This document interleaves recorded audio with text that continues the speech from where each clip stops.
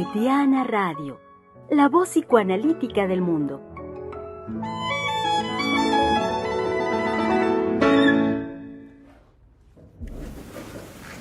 Pues muy bien, damos inicio a la última semana del mes de julio.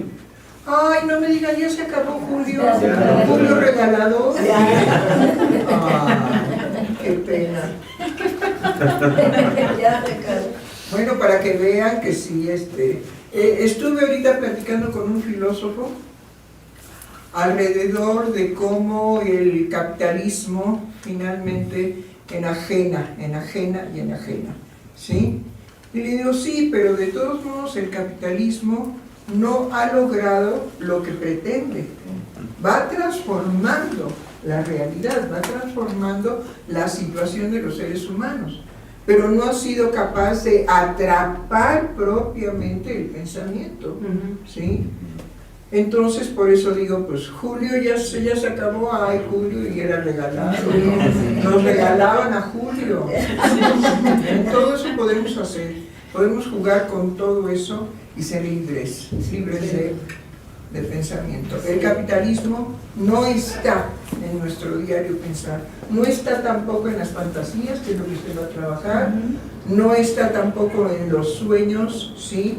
No está en una serie de las vivencias y de las acciones psíquicas, ¿me explico? Esas que nos despierten, tuve un mal sueño, no, ahí no hay capitalismo. Bueno, hay que ser prudentes, los filósofos a veces se orinan fuera de la basílica, pero está bien, no orinan filosofía, no. Cualquier ser humano orina lo que se tiene que orinar, ¿no? Sí. Pero sí hay veces que los filósofos se orinan fuera de la basílica. Pero está bien, porque nos permite no confiar en ellos y sí pensar con ellos.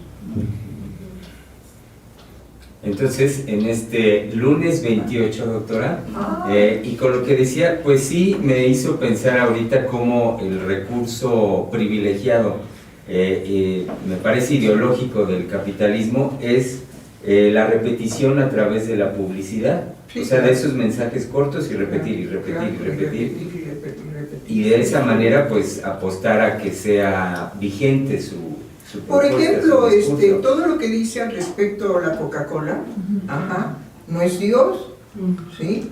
Pero indiscutiblemente que es verdad que, a ver, muertos, así ya agobiados, le sirven un vaso más o menos así, con hielos, pero con unos 8 trozos de hielo, así, y le dicen, oye, ¿qué prefieres? ¿Agua simple o Coca-Cola?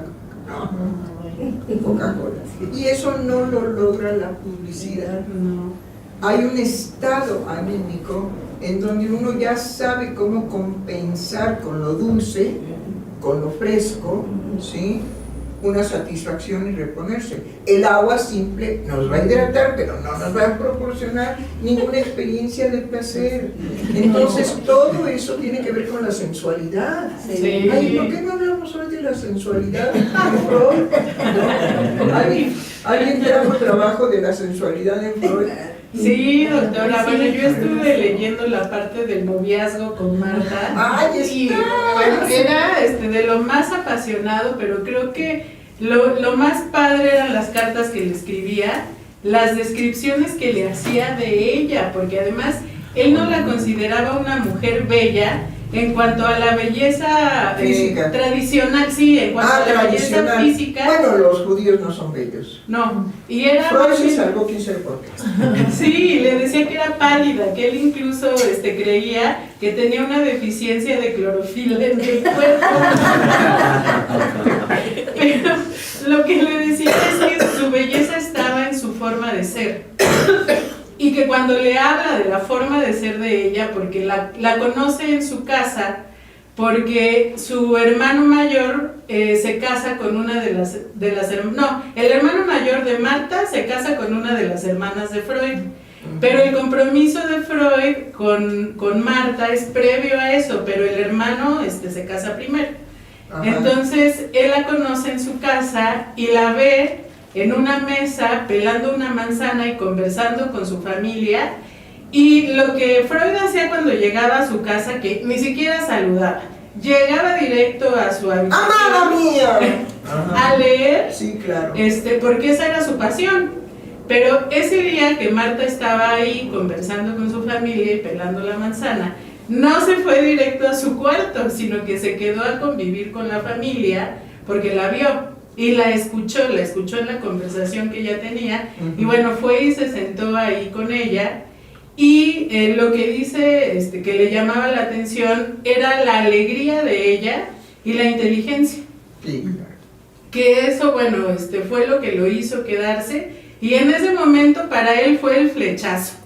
Inclusive le reclamaba que ella estaba enamorado de ella y ella no, que ella tardó más tiempo en enamorarse de él, y además Freud sufría porque ella tenía varios pretendientes. Entonces él no estaba todavía seguro de que ella lo iba a elegir. Y se ponía celoso porque, bueno, se enteraba de que le llegaban cartas, de que le hacían regalos, y que ella, bueno, él no estaba seguro, y ella todavía recibía los regalos. Hasta claro, sí. Ay, Freud era mujer, por Dios. Con razón llegaste a que la mujer era un continente negro. Nunca se le despejó. Sí. En eso se quedó, ¿no? Entonces, bueno, Lacan tampoco llegó lejos, ¿eh? No, tampoco. No, pero en cuanto a eso, bueno, hasta que ella acepta el compromiso con él, pues es que ella siente una seguridad de que se va a casar con ella, de que ella ya no tiene, que ya no le da entrada a otros pretendientes, pero le reclamó, en las cartas le reclamó, ¿no?, que ella tardó en enamorarse de él cuando ella estaba en la pasión por ella. Bueno, sí, pero a ver, Freud, ¿qué es lo fascinante para una mujer ahorita, en este momento, aunque sean muy bragadas, aunque se basten a sí mismas, aunque salgan y trabajen 18 horas corridas, etcétera? ¿Qué? A la hora que un hombre se acerca, bueno, sí es heterosexual, que un hombre se acerca y le da un regalo, la mujer se da, bueno, por fascinada. Sí. Es que a las mujeres hay que regalarles, sí, y hay que regalarles mucho, porque la mujer, sí, no sabe lo que ella ha perdido, pero se constituye justamente por una pérdida anticipada, la constitución de lo femenino, ¿no? Entonces los regalos, pues siempre son bienvenidos. ¿Por qué? Porque ella no sabe lo que ha perdido, y eso es muy interesante en lo femenino. Y eso fue algo que descubrió Freud. Sí. Por eso dijo que era el continente negro. Porque tampoco supo que había perdido la mujer, pero... No lo supo jamás. Ni tampoco Lacan. Y hasta ahorita. Sí. Bueno, a lo mejor el PRI sí lo sabe. No te digo porque el PRI se lo quitó, ¿no? No, ahí sí hay coherencia inmediata. Ajá. Sí. Y era una época, doctora, que cortejar a una mujer, bueno, estaba lleno de posibilidades de creación, porque tenía un pretendiente que le escribía canciones. Entonces eso era algo que a Freud le enojaba mucho, ¿no?, que aceptara las canciones del pretendiente. Pero pues es que ya me imagino a Freud con su guitarra. No, por favor. Y su capa de...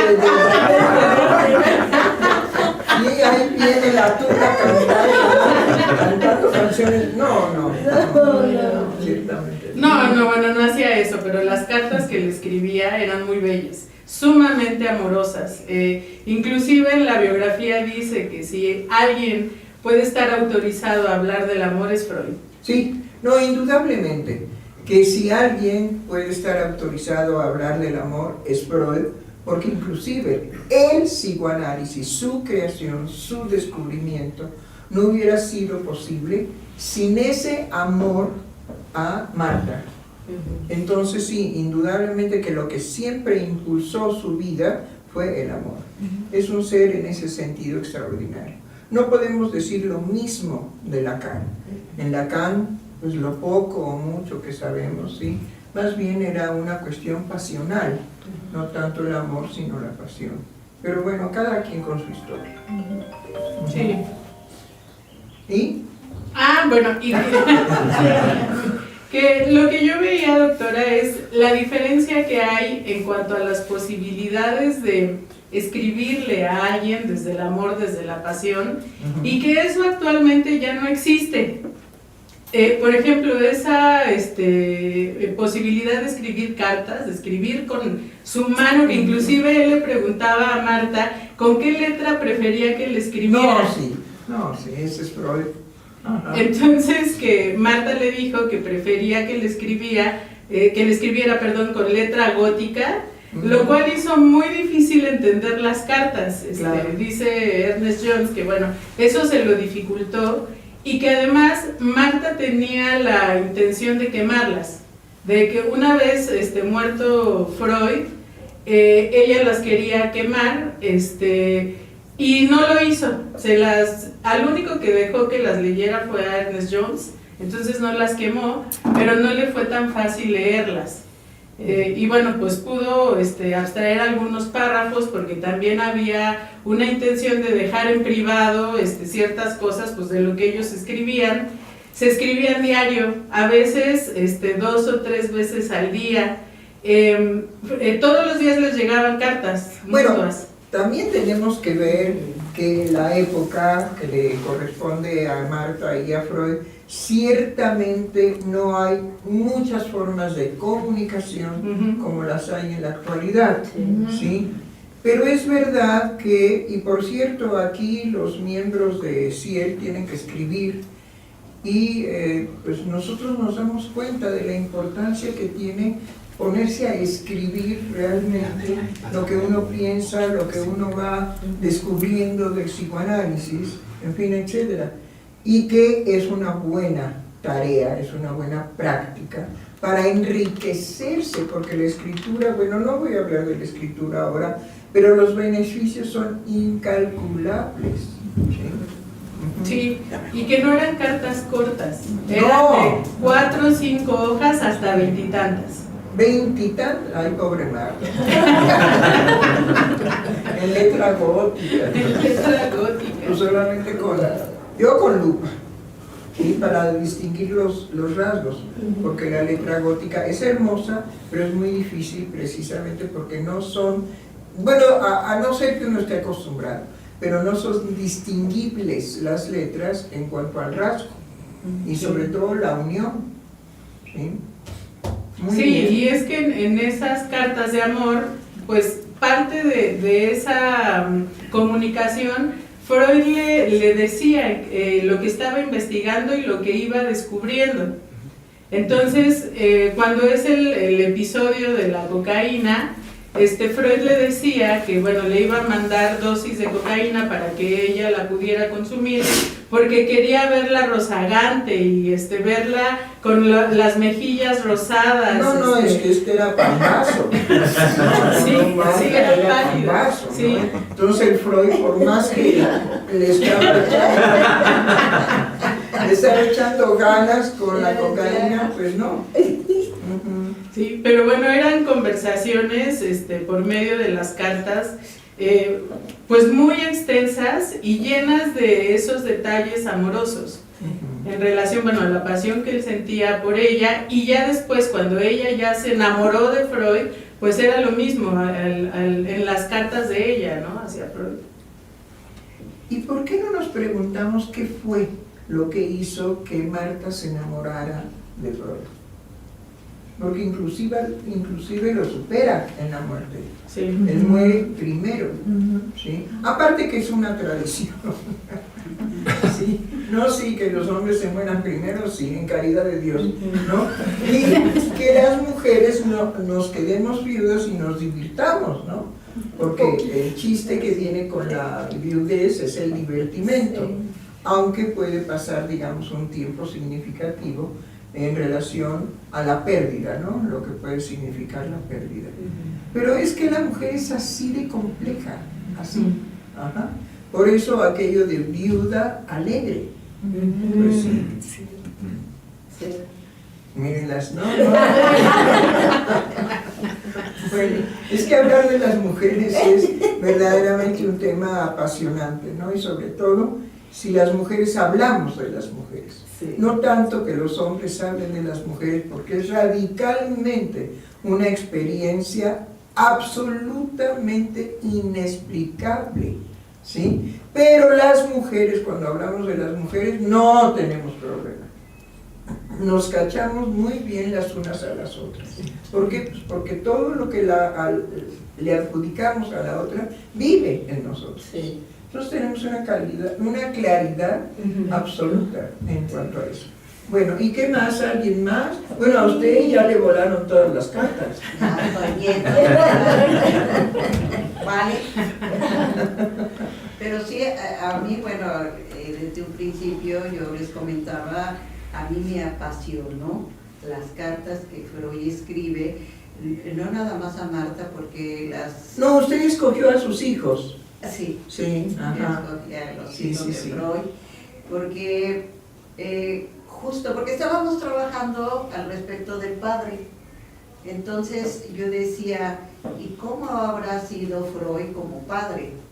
Entonces me quedé sorprendidísima con qué amor le habla a los hijos. Sí, los amaba. Realmente él sí amaba a sus hijos. Y era un padre severo. Y sí, no era, como yo les decía, no es que se ponía a jugar con ellos, no. Pero además también en cuanto a su educación, era radical. No es a ver si quieres, así es. Bueno, él es lo que precisamente constituía en la época victoriana y después, muchos años después, lo que la responsabilidad del padre, indudablemente que era una educación de los hijos a que fueran hombres y a que fueran mujeres. Nada de que todas las combinaciones que tenemos ahora, no, definitivamente no. Eso se cuidaba a rajatabla, ¿sí? Con la ley, y ahí había una severidad. Pero bueno, ¿qué más? A ver, usted tiene cara de romántico. Pues yo justo en la biografía me fui a la primera experiencia amorosa de Freud. Ah, sí, que es una jovencita. Ajá, que justo es cuando Freud regresa a su ciudad natal, Sí. se queda con los amigos de sus padres Sí, y ahí encuentra a esta muchachita que era 3 años menor que él, y en la biografía se relata que él no pudo tener ningún acercamiento con ella porque él era temeroso, no podía dirigir la palabra, y como lo resolvió fue yéndose a caminar, que era uno de sus hobbies preferidos, y que cuando intentó otra vez tener contacto con ella, él notó un desdén hacia él, no pudo tener un contacto con ella y dice, bueno, ahí acabó. Pero el cómo lo relata, en la pasión que en ese momento le echó a Freud con esa mujer, bueno, es genial. Es genial porque es algo que no se escribe y que incluso él puede decir, bueno, no le pudo hablar y se tuvo que ir a caminar para poder regresar y decir, bueno, intentarlo, pero al final de cuentas pues, no lograrlo, pero es... Esas pasiones siguen sucediendo, pero en el kinder, Sí. principalmente en el jardín de niños y en algunas ocasiones en los primeros años de la primaria. Pero ya en la secundaria, cuando ya hay la secreción de hormonas y otro tipo de acontecimientos orgánicos, indudablemente que lo erótico y lo psíquico tiene un giro radical, ¿no? Pero trae algo al respecto de lo que encontró con ese amor. Sí, aquí está la cita exacta donde se relata cómo sucedió. A ver. Dice, lo que resalta ahí es una primera experiencia amorosa a los 16 años, cuando por única vez en su vida volvió a visitar el lugar de su nacimiento, refiriéndose a Freud. Dice, permaneció en casa de los Flus, que eran amigos de sus padres y se dedicaban al mismo negocio textil que su padre. Se enamoró instantáneamente de Gisela. Eso es genial, instantáneamente. Entonces, el flechazo, por si hay algunos ya decepcionados y no creen en el amor y bueno, todo tiene que ser capitalizable, ¿no? Conveniente, en fin, etcétera, el flechazo sigue funcionando. Nos llega a la clínica verdaderamente como un acontecimiento que la persona, sea mujer o sea hombre, está alterada, trastornada, no sabe muy bien qué le pasa y también no sabe muy bien qué le pasa porque no encuentra los canales que anteriormente había, ¿sí? Que había para expresar el amor. En la actualidad, pues esos canales están cerrados, completamente cerrados. Están allá en el centro de la Tierra, donde está todo lo incandescente, pero no en ningún otro lugar, y esto mismo crea un descontrol, una imposibilidad de entender qué le ha pasado a uno. Anteriormente se identificaba ese flechazo.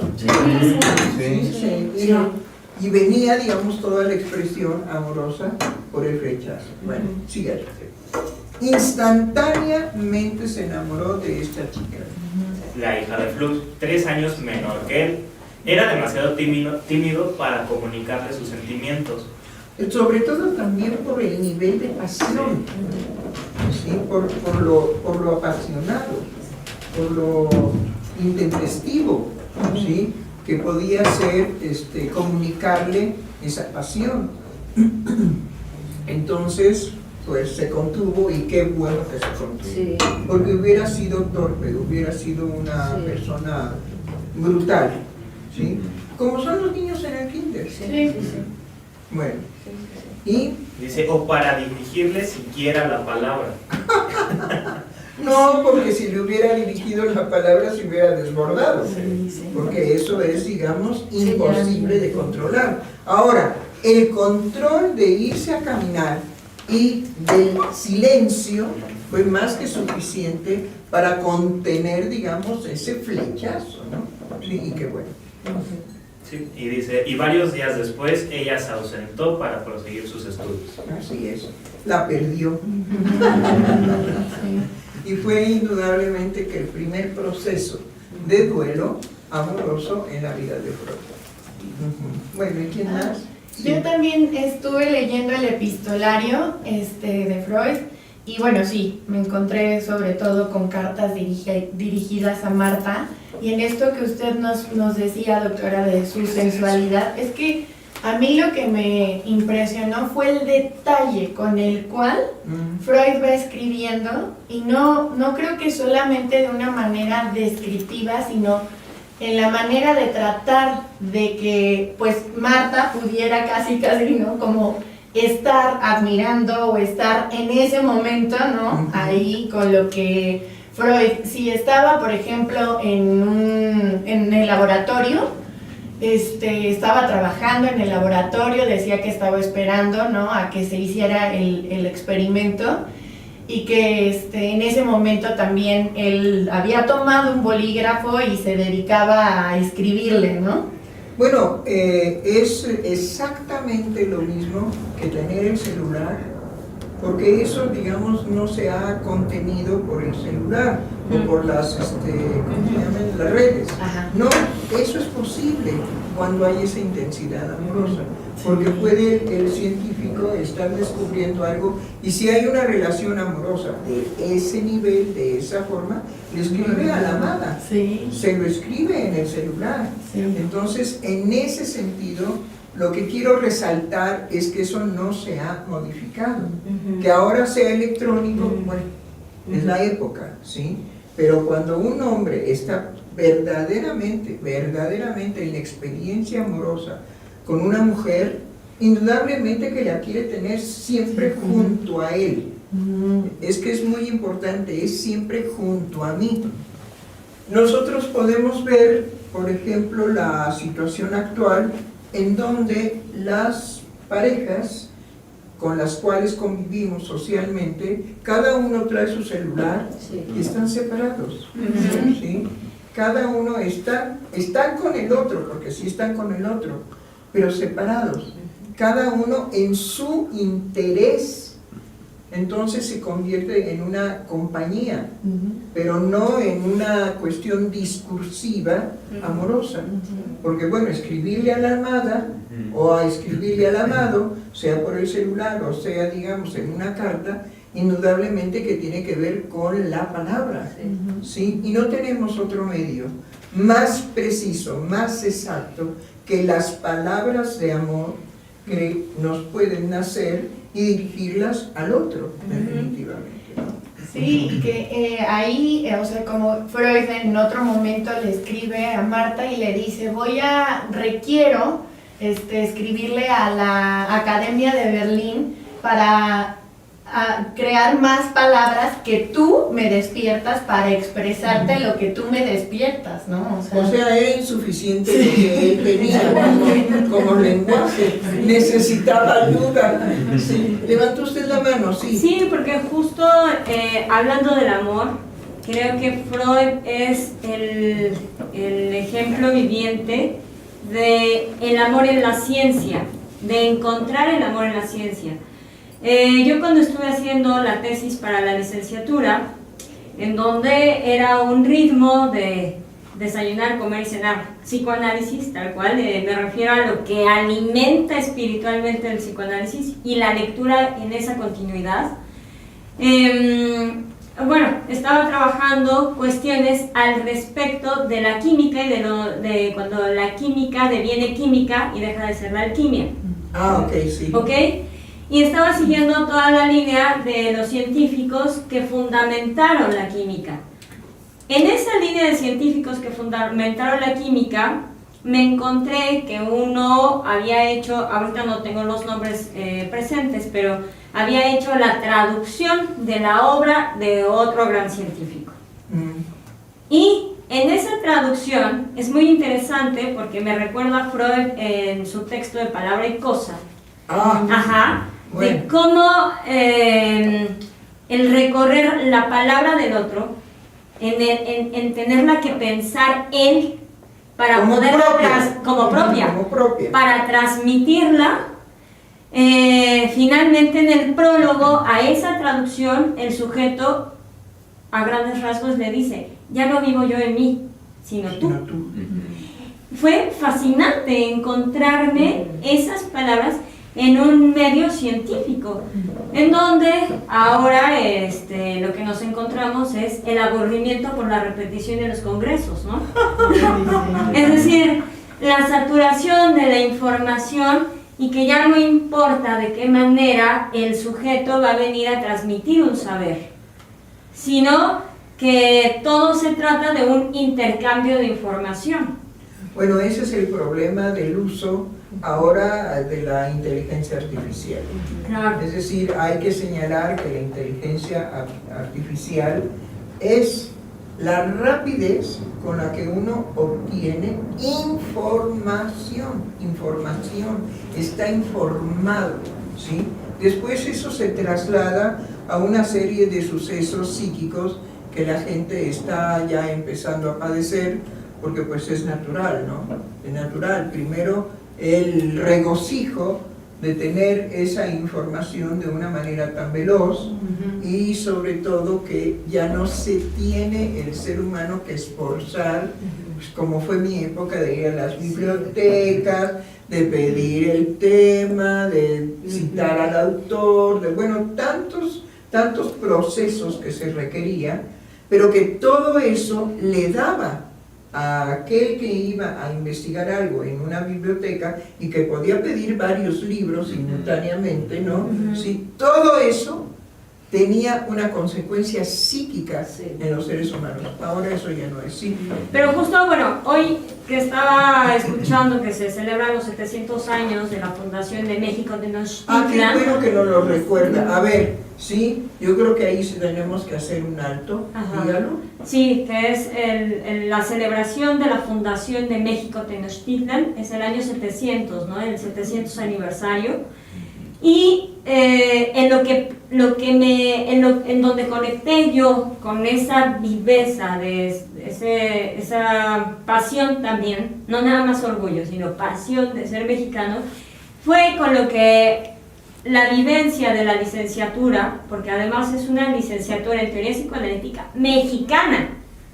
Entonces, esa fue la gran fortuna de mi vida, pero creo que es una revolución proponerle a los jóvenes en este tiempo, o sea, en este tiempo de la información, del intercambio de información y del vacío que se vive en el intercambio de la información, una posibilidad de una transformación radical a partir de una licenciatura en donde el contacto con la teoría, pero no solamente es el contacto con una palabra muerta, sino es el contacto con la palabra viva, la palabra viva de Freud, la palabra viva de los transmisores y la palabra viva de quien dirige hacia dónde va a encaminar, orientar, digamos, recoger todo lo que son esos jóvenes desecho de la sociedad, a llevarlos a que hay algo vivo en ellos, que pueden dar todavía.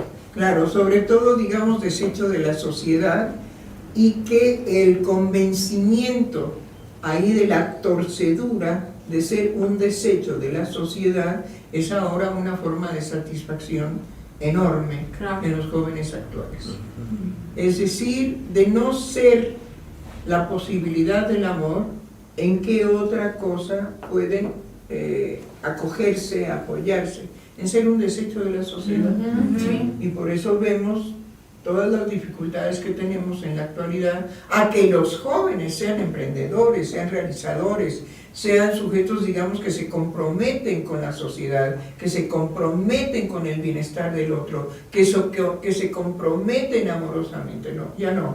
Es verdaderamente un cerrarse, un encogerse y decir, ok, ya denme la información, ¿sí? Termino esta carrera y a ver si logro obtener dinero. ¿Para qué? ¿Para qué? Porque el dinero es vacío. Ahí es una experiencia de vacío. Pero bueno, hagamos algo. Entonces, 700 años de la fundación. Sí, bueno, yo quería compartirles una vivencia. Terminada la licenciatura, yo estuve fuera, digamos, del ámbito psicoanalítico. Me meto a trabajar en una librería y recorría siempre el mismo camino para ir a la librería, de la librería a mi casa. Caminaba. Y entonces hubo un momento en el que dije, no, yo tengo que mirar algo diferente en este camino cotidiano. Entonces yo me propuse mirar algo diferente. Miraba siempre, o sea, todos los días tenía yo que encontrar algo diferente en ese camino. Porque dije, es un camino, sí, muy corto, pero en esa corteza del camino hay pájaros, hay árboles, es decir, hay todo un movimiento que yo puedo observar distinto de cada día. Desniveles en la banqueta. También. A ver cuántos baches me cuento. De las cosas en las que yo me fijo. Claro, ¿sí? claro. Como el pasar por la misma calle de mi casa no me deja una memoria estéril de los baches o de las hondanadas, o de que ya la raíz de un árbol ya creció todavía más y ya levantó la banqueta. No, sino que es un encuentro siempre distinto, bueno, porque uno es el que hace esa realidad, ¿sí? No la banqueta, sino uno hace esa realidad nueva, todos los días. Hoy, por ejemplo, al venir para acá, le dije muy amable a mi colega Omar, que está aquí en la parte trasera ayudándonos a que el programa salga bien y que no tenga dificultades, ¿sí? Entonces fue por mí amablemente y le dije, por abajo, no nos vayamos por la banqueta, y además vamos a correr. ¿Por qué? Bueno, pues porque tenía yo las dos rodillas mal por una caída de la escalera de mi casa. Y entonces le digo, ya puedo correr. Y el otro no dijo ni pío, no dijo ni, sí, qué bien, qué mal, qué gusto, no, sino que dijo, ¿qué? Porque cuando le dije, yo ya puedo correr, ya estaba corriendo. Sí. Por eso el impacto, porque ya estaba corriendo. Pero es verdad que en lugar de irme por la banqueta, le digo por abajo porque veníamos tarde, ¿sí? Entonces, ¿dónde puedo caminar más rápido? ¿Dónde puedo correr? Pues abajo. Y ahí venimos. Bueno, eso es lo que puede romper la estupidez en la que nos introduce lo cotidiano de la vida cuando no hacemos transformaciones permanentes de nuestro cotidiano. Y sobre todo de nuestro cotidiano en algo muy hermoso. Está ya empollando un colibrí nuevamente en la bugambilia de mi casa. Ya han empollado algunos colibríes, pero con estos aguacerazos y con esta, ¿cómo podríamos decir?, tan inoportuna lluvia mortal, ¿sí? Tanto mi hijo como mi nuera fueron a ponerle al nido en la parte de arriba un plástico para que disminuyera la caída tan brutal del agua. Pero sucedió un evento interesantísimo. Mi nuera, cuando vio al pajarito en el nido empapado y tieso, se acerca y lo toca así porque pensó que estaba muerto, de tan tieso que estaba, ¿sí? Y no, lo toca y salió volando. Pero entonces su esposo, que es mi hijo, dijo, no, ¿cómo? Ya no va a regresar, ¿sí? Entonces ella me da culpa, pero pues ella quería certificar si estaba vivo o estaba muerto. Pero vean las diferencias de lo que hace el hombre y de lo que hace la mujer, ¿no? Sí, ¿no? Voy a ver. El pajarito regresó. Pero estaba empapado, ¿no? Sí. Bueno, eso es extraordinario. ¿Cómo es posible que ese pajarito soportara las tormentas? Además, hay algo insólito en ese nido. Fueron a hacer el nido, ¿sí?, en una de las ramas que está descendente de la bugambilia y expuesta hacia afuera. No es en el follaje interno, sino en el follaje ya de rama, ¿sí? Bueno, pues ahí está el nido, con todos los bamboleos y todo lo que les ha pasado, ¿no? Y siguen pollando. Entonces, bueno, finalmente, o sea, todo esto venía por una situación. Bueno, pero encontró árboles. Encontré árboles, encontré cables diferentes, encontré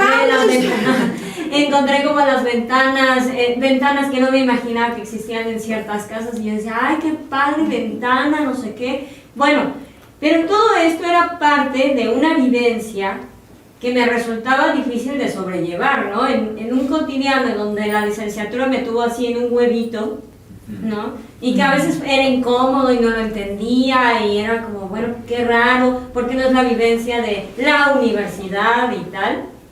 Y después, en ese momento, o sea, como ya estando fuera, ahora está a mi cargo eso que me fue transmitido verbalmente, teóricamente, pulsiones y vestidos de pulsión. Freud lo dice, el sujeto transforma, hace una transformación del mundo exterior para satisfacer la fuente de la pulsión interna.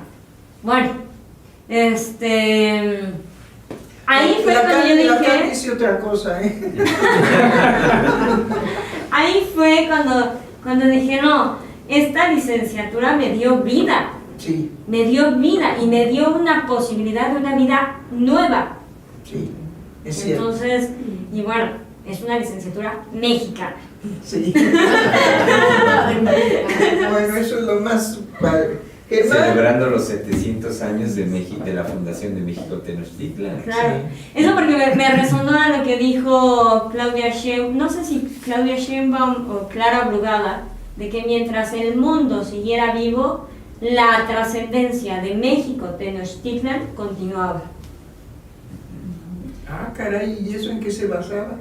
No sé, fue una frase muy corta que encontré por ahí. Luego, pero es interesante saber en qué se fundamenta, claro, en qué se basa, ¿no?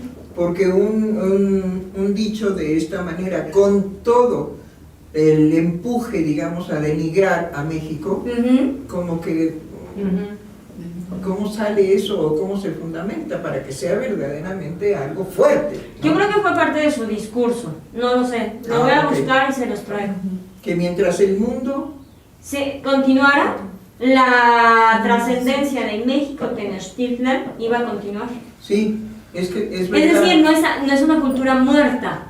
No, pero creo que la tradición Ujú. de semejante ciudad. Claro, claro. Es decir, es que los mexicanos tenemos que reconocer que no conocemos la grandeza de la gran Tenochtitlan. Sí. Sí, no, definitivamente no. Y que todavía es muy difícil llegar al meollo de lo que fue esa ciudad. Claro. Bueno, sí, usted. Y que a mí me parece que la trascendencia justamente de esta celebración, que ya es, lo sabemos, pilar del espíritu de López Obrador, que ya Sí, que ya pilar del espíritu de López, ok, perfecto. Sí, y que ese espíritu es renovar en los mexicanos, volver a gestar un espíritu nacional mexicano. Ay, sí. Cosa que ahorita con lo que nos dice Giselle, sabemos que, bueno, y lo que decía usted al inicio al respecto del capitalismo, el capital, y en ese sentido el capital dominante en el mundo, pues apuesta porque no haya un fundamento nacional, ideológico, particular, sino No, que es hay que- que arrasar con todo eso. Con todo, bueno, es que hemos sido perseguidos por el nacionalismo, hemos sido perseguidos por el comunismo, hemos sido perseguidos por el catolicismo. Y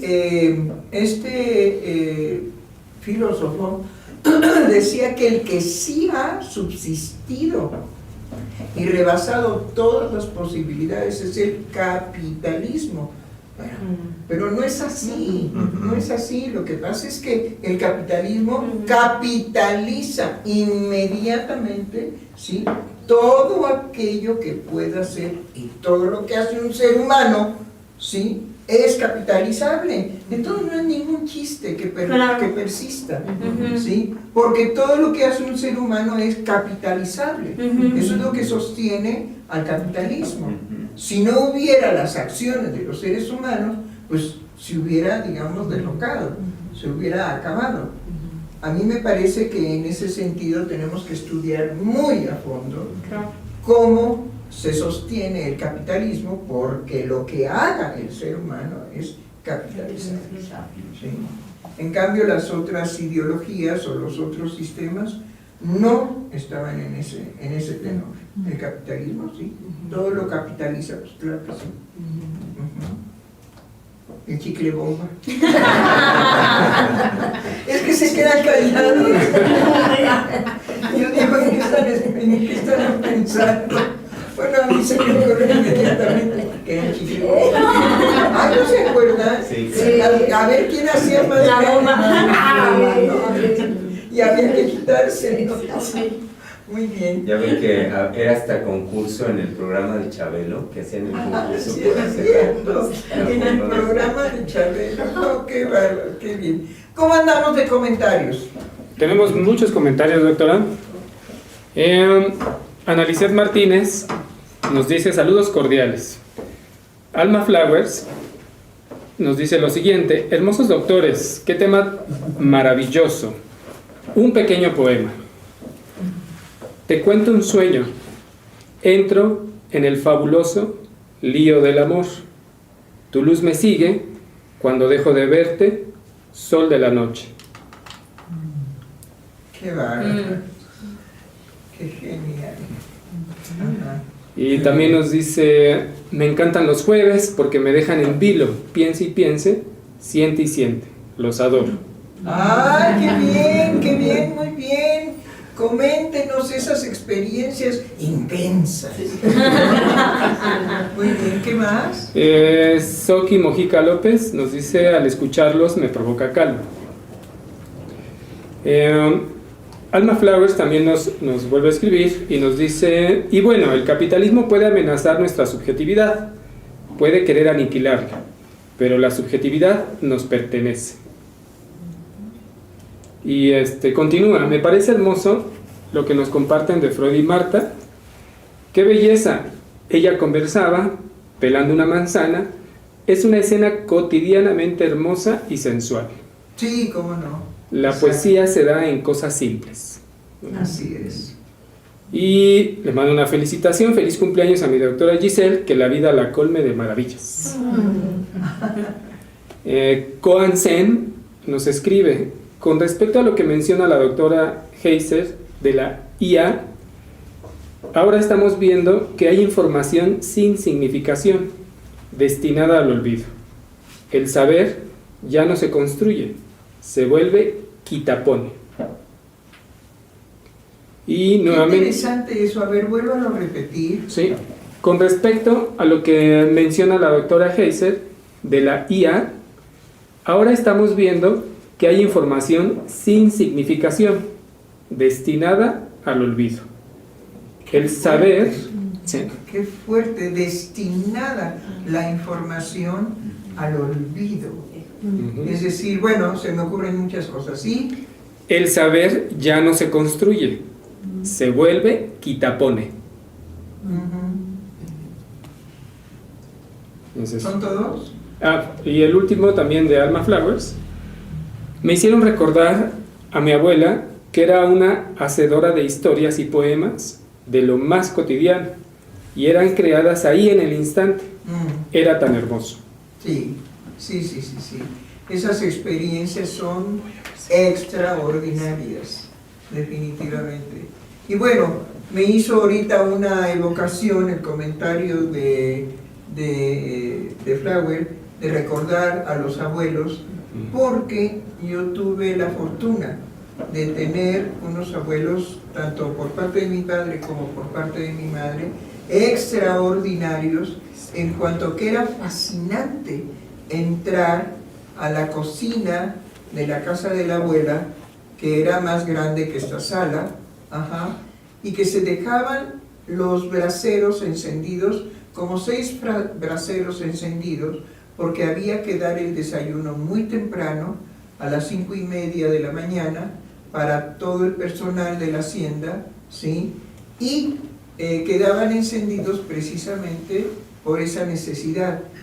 Pero era la experiencia de despertarse temprano y absorber el olor del ocote, ¿sí?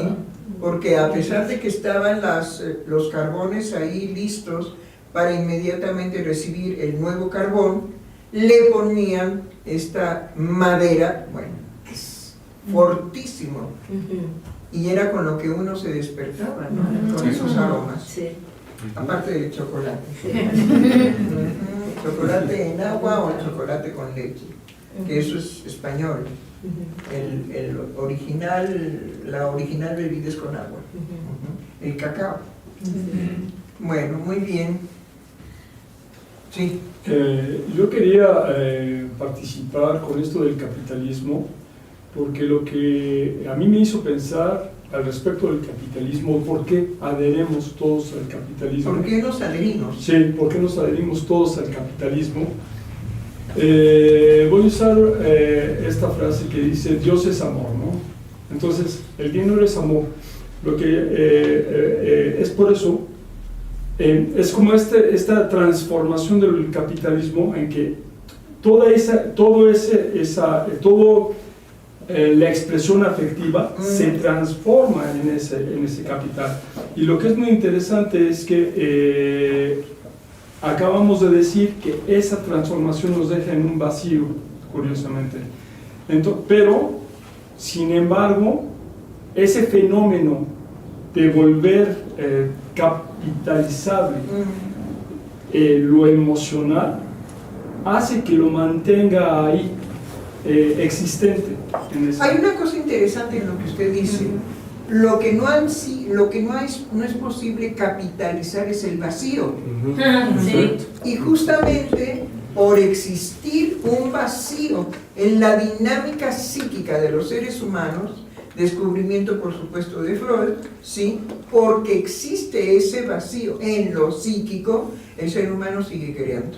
Es lo que no es capitalizable, porque hace un momento decía, bueno, es que todo lo que el ser humano haga es capitalizable, ¿no?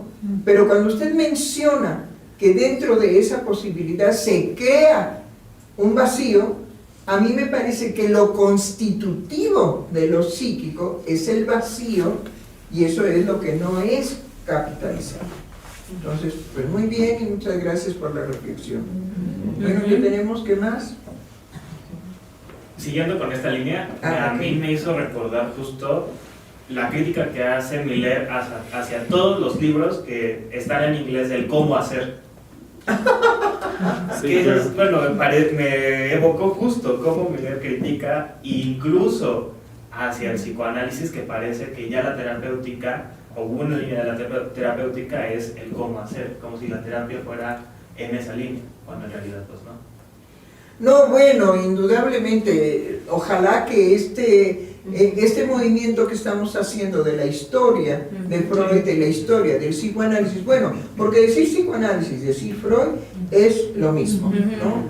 Entonces, esta historia del psicoanálisis, esta historia de Freud, el creador, el descubridor de lo inconsciente y el creador de lo inconsciente también, porque hace los dos pasos, indudablemente que nos tiene que llevar a eso que acaba de ponernos en acto la crítica o la observación de Miller. Repítala, ¿no? Que justo Miller criticaba en todos los libros que eran el cómo hacer, y cómo estos títulos que eran muy llamativos, incluso eran como bestseller en muchos lugares, se trasladó al hecho de la clínica, de decir, bueno, se siguen estos pasos para entonces ser psicoanalista.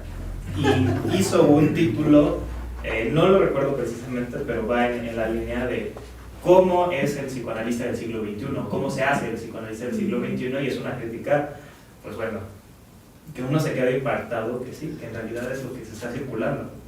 Bueno, siempre ha circulado, ¿sí?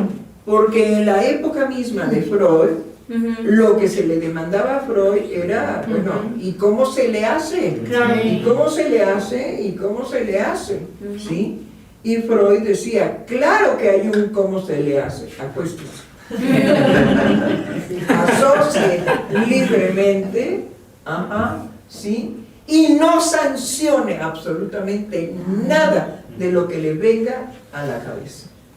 Pero mucha gente se opone y se resiste a semejante experiencia porque se siente idiota, porque se siente delirante. ¿Me explico? Entonces hay una oposición, pero es genial la creación de ese método freudiano. Ya lo discutiremos más adelante. Sí, de hecho, porque es extraordinario. Hay un momento en el trabajo de la autobiografía en donde Freud habla de la creación de un método renunciando a la hipnosis, y justamente cuando abre el camino a la asociación libre, obviamente todas las críticas y el cuestionamiento principalmente de la estructura científica era cómo vas a formalizar ese método en donde la cualidad es la asociación libre, que puede tener la posibilidad de lo incongruente, ¿no? Entonces, justamente lo que Freud sostenía es que nada estaba dicho de forma azarosa, es decir, había un vínculo, y para entonces ya también estaba pudiendo argumentar cómo de eso había una interpretación. Entonces, abre todo un universo dentro de la investigación científica por un método que era totalmente fuera de lo hasta la fecha ese método totalmente fuera. Han pasado los años y es el método. Sí. Y la explicación, digamos, de cómo es posible que el ser humano no puede tener ninguna ocurrencia libre de significación. Sí, estaba ya Freud agarradísimo del determinismo psíquico que había descubierto con la interpretación de los sueños. Así es. Pero, entonces, doctora, desde este punto de la trascendencia de ese método, todo libro escrito de técnica cae, todo libro de técnica psicoanalítica, porque solo es lo que usted decía, acuéstese y asocie. Todo lo demás viene a impedir, es decir, todo lo que se escribe de técnica impide justamente esa posibilidad del método. Bueno, es que hay cerros de libros respecto de técnica inspirada en el psicoanálisis, menos la técnica, que no es técnica, la asociación libre no es ninguna técnica, ¿sí? El diván no es ninguna técnica, Exacto. la cobijita no es ninguna técnica, la almohadita no es ninguna técnica, y el psicoanalista que va a escuchar atrás del diván no es ninguna técnica. En todo caso es un escenario. Pero que esto se asocia fuertemente también con lo que usted acaba de decir del vacío. ¿Cómo? Que esto se asocia fuertemente con lo que usted acaba de decir del vacío. Sí. Porque se así lleva a esa experiencia en donde de ahí algo surge. Sí. Porque es insoportable el vacío. Y entonces uno empieza a creer y a decir, y justamente qué bueno que uno se impacta ante el vacío Sí. y lo quiere uno llenar con todas las ocurrencias. Con lo que sea. Hasta con el delirio. Sí, claro. Sí, indudablemente. Y eso es muy bello porque justamente esa es la experiencia analítica. Pero sí, tendremos, digamos, sesiones probablemente largas para conversar al respecto del método vigente, el método freudiano. ¿Sí? Bueno, muy bien. Pues, ¿cómo andamos de tiempo? Bien, doctor, Bien, ya. estamos sobre la hora. 1:02. ¿Cómo? 1:02. Bueno, muy bien, pues hasta Una la a las próxima. 2 y a las 3.